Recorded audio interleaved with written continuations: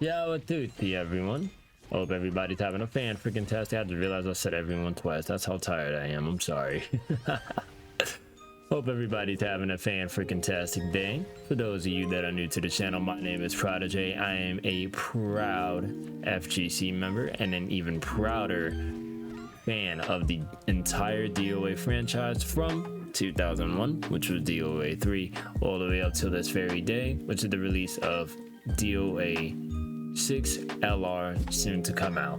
With that being said, I do have a list of things from the casual community as well as the competitive communities that I would like to talk about in this video, so hopefully we'll be able to get through the important things as well as some of the little things that this video should be able to cover. If there's anything that I'm missing, please let me know in the comments down below. Don't forget to subscribe, leave a like, and from then on, let's get straight into it, shall we? One of the most important things that I want to list first, which is actually probably the most important thing that is going to play a huge part in the competitive scene for DoA, is, and yes, this is kind of stating the obvious because damn near the entirety of the DoA competitive community has been asking for it. Most of even the casual community have been asking for it as well, and that is the netcode improvement, otherwise known as rollback. This plays a major part in the FGC, especially on an online scene, for multiple factors. One of them being that it gives the best close relation to an offline feel, because of the fact that the connection is trying to do its best to keep a balance between both players so that the experience runs as fluid as possible. Plus, a lot of people may not realize that they're getting something called packet loss, which packet loss kind of delays a lot of actions in game. I know that from first-hand experience from my first couple years. Actually, no, it took about, I'm gonna say 3 years to know what packet loss was when I first started playing games like Counter-Strike, and became more visually noticeable when I started playing other shooting games as well. And a lot harder to deal with in fighting games, because fighting games, especially with a game like DoA that's fast paced, it's kind of hard to execute as fast as you need to in that game. So trying to play a fast paced fighting game while also trying to react to animations as soon as you see them, it's kind of hard without rollback. It's very hard without rollback, actually, because say you're trying to do a forward hold at somebody kicking you, right? Sometimes that hold may not register in the game, and it'll read either super late, not at all, or as something entirely different. So you could have tried to hit forward hold to hold a kick or anything, and then you try to press like punch or kick right after. That hold may not read, but that punch or that kick will read so much later than that hold will. So hopefully rollback does get added into the game sooner. You know, we kind of entirely really need it, Team Ninja, so hopefully you guys do view this video and understand the major importance of that needing to be in the game for not just the competitive players, but the casual players as well that want to play it, experience it, and enjoy it to a point where they themselves are thinking about getting more and more into it. Because the more fluid you make the game, the more attractive it's gonna appear to newcomers from all other games, right? When you start to learn a game and then you get more and more interested in it because of how fluid the game feels, at that point you're like, okay, now I want to learn some more because I feel myself like improving, which is another key part that rollback plays into, which is the feel of improvement. Without rollback being in the game, most players will not know if they're actually getting better or not, right? And the reason for why is just because of what I listed before, with one action being read and the other not, due to the non-existence of rollback in a current DoA installment. So having rollback in the game would help a ton in so many ways.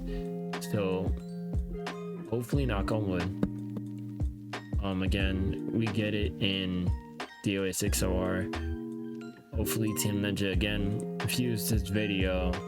I'm gonna keep trying to promote it as much as I possibly can so that they can catch on to it and then think about putting it into DoA6LR. I don't know if they'll be able to do it on release, but at least an announcement of them going to add it in, like, say 2 months after DoA6LR's release. You know, I'm okay with them doing that much, right? That way it gives them time to at least get the game out, and then also gives them time to improve on other things as well.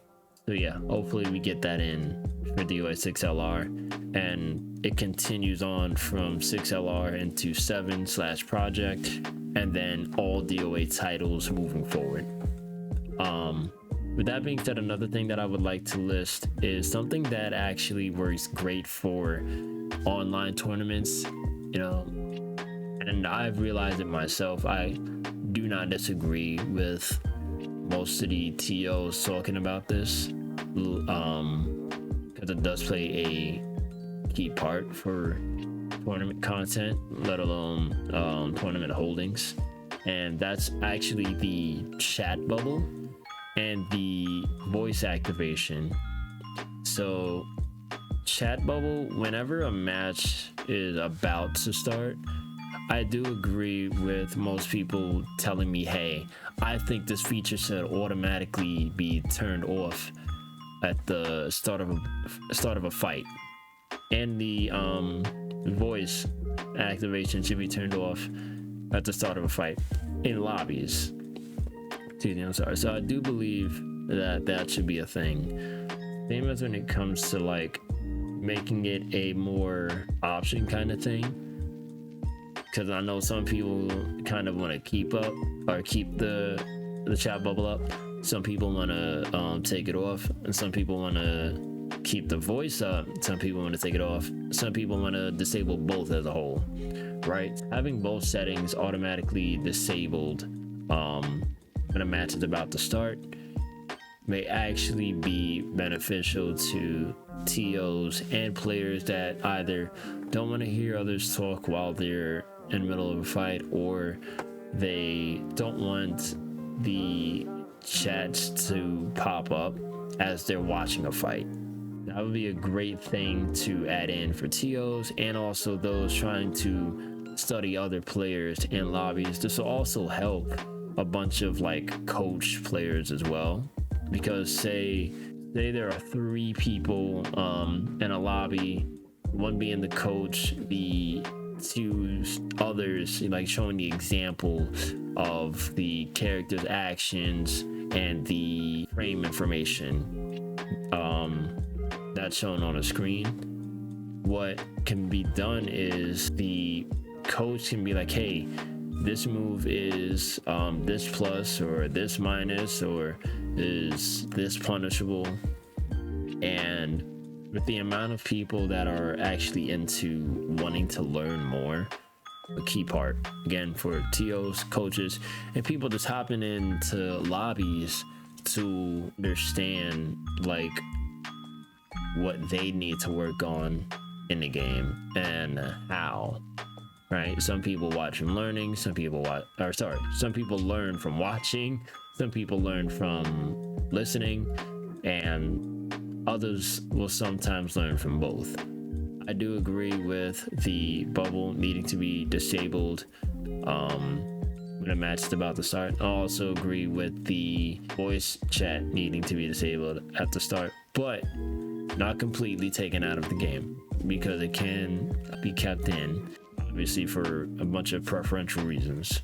So I don't think that should be taken out of the game, but I do think that there should be a option in settings or at the start of the game that says, hey, would you like to enable voice chat? Hey, would you like to have the lobby chat bubbles start up when a match is about to start up? So I do think that should be a feature that should be added in. Another thing that I want to list that would work wondrously for all players is training mode having a feature that lets you identify what hit is a high, what hit is a mid, what hit is a low. I know that there's like a little detail thing, there's a little detail thing at the bottom, but not all players, from what I've realized, especially new players, really know how to operate it. So that can be explained through people that have been in the community for a while. But for some characters are not really played as much as others.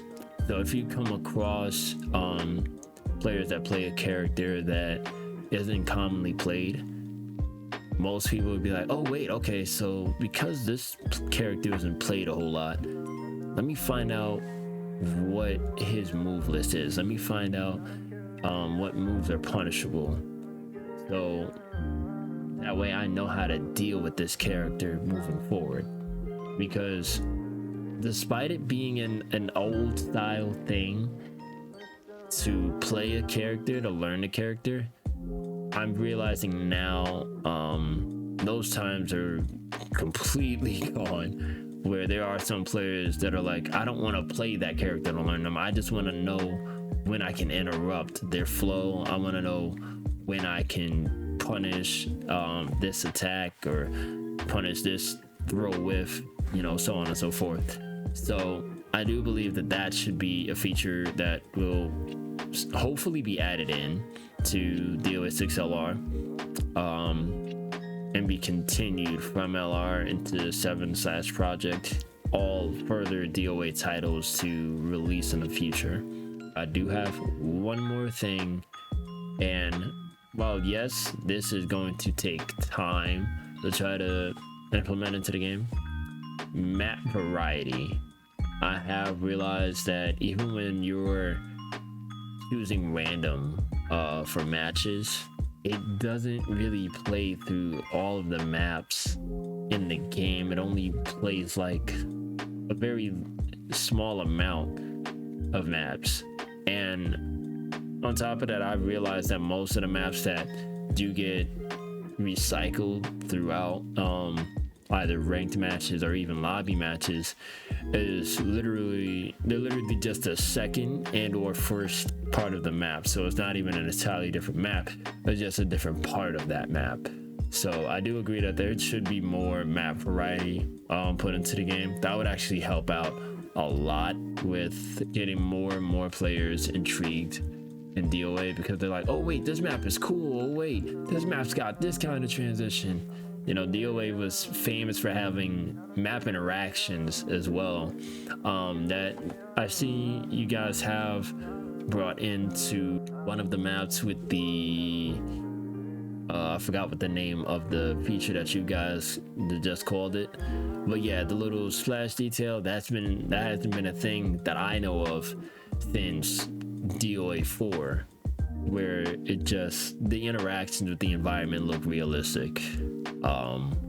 Those were actually really fun times for me, was playing DoA 3 and DoA 4, and then you get to see the footprints on the snow in DoA 3.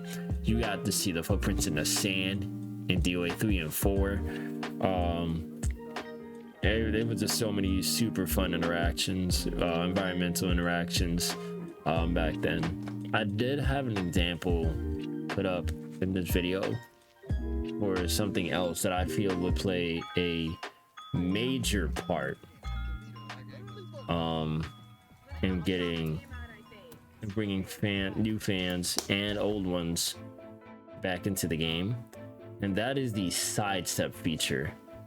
Me personally, I know there are so many players that would love to have the up or down directions on their controllers be double tapped to sidestep faster than doing up plus special or down plus special, because not a lot of players are used to that. And I realized that kind of came from some of the older titles, and it also came from a game that's similar to DoA. Not a lot of players, especially modern day ones, are going to be used to sidestepping that way. So I would love to have the double tap for sidestep come back, the down plus S or up plus S be kept in the game, but as another option, like how DoA6LR used to give the option to either double tap up or double tap down to sidestep faster. So hopefully that's a feature that gets brought into the game for DoA6LR and 7 Slash Project, and again, all DoA titles moving forward, because that one actually kept the pace of the game instead of how it is now, where DoA6 kind of feels more so like a 2D fighter or a 2.5D fighter, where it's like there's mostly left and right, like back and forth movement, but there's no like sidestep movement that's really utilized in the game, and puts DoA back to the fast-paced fighter that we've all known it to be and still love till this very day.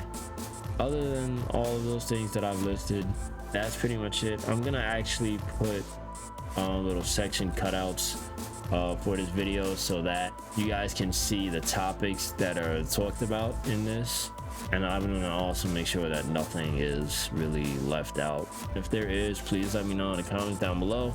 I am one that does read comments and does reply to them, so you guys leaving comments, what I will do is read them, add them into another video, while also trying to be as redundant as possible with the important things that are gonna play a major part in DoA titles moving forward. Other than that, well, that's all that I've actually got. So thank you all for watching. Please don't forget to leave a like on this video. Again, leave a comment. Tell me if I missed anything out. Tell me if you guys are excited for DoA6LR. I know I am. I'm just hoping that there's way more to come than what was announced. And don't forget to subscribe. And until the next video, Johnny, Mina, arigatou gozaimashita.